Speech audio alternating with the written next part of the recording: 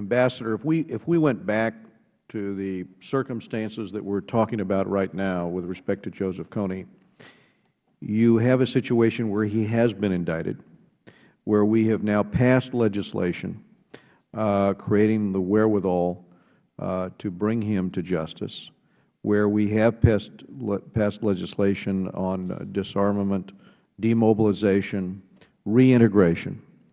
And one of the aspects of this that's interesting is the fact that there are increasingly ever larger numbers of defections. Now, if we turn back the clock to when he started as a warlord, there are a total of 65,000 children that he has abducted.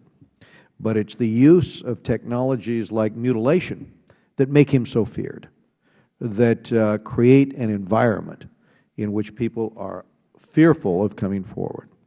So if we create an incentive for people, and if they know as part of this legislation that they and their immediate families will be protected, if they also know that these defections are on the increase so that they're not alone, they can see the fact that the day will come when Kony and the other senior commanders are brought to the bar of justice, then there's more than one reason why this program could be effective.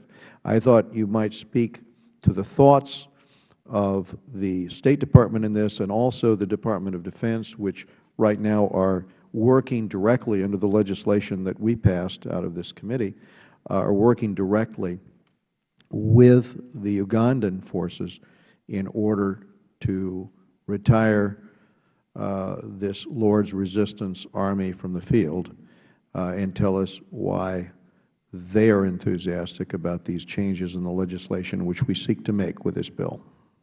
Well, I think you're quite correct, Mr. Chairman, that there are a lot of defections. There's a public campaign going on encouraging people to leave Kony.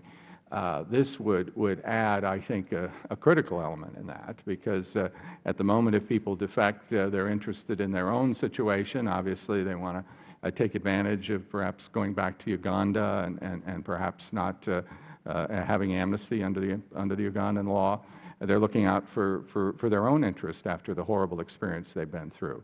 This would add an element there where there would be a great incentive for them to provide information on where Kony was, what his favorite spots are, where he's likely to move, and by doing that, if that leads to his arrest, give themselves the opportunity for a substantial reward that can truly change the life of themselves and their family.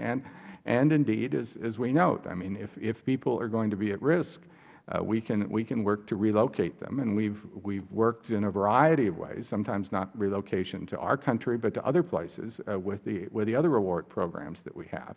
And so this would, I think, provide a real incentive to gather that information, to bring something useful in, and then for us to operate on it. And I think, as you note, AFRICOM, which is working on this in support of this military advisor mission, in which we're partnering with the regional forces, is extremely supportive of this legislation, and I think it could help make this operation a success. And in the case of Kony, I mean, there are other movements where you may take out 2 or 3 people and then somebody else pops up.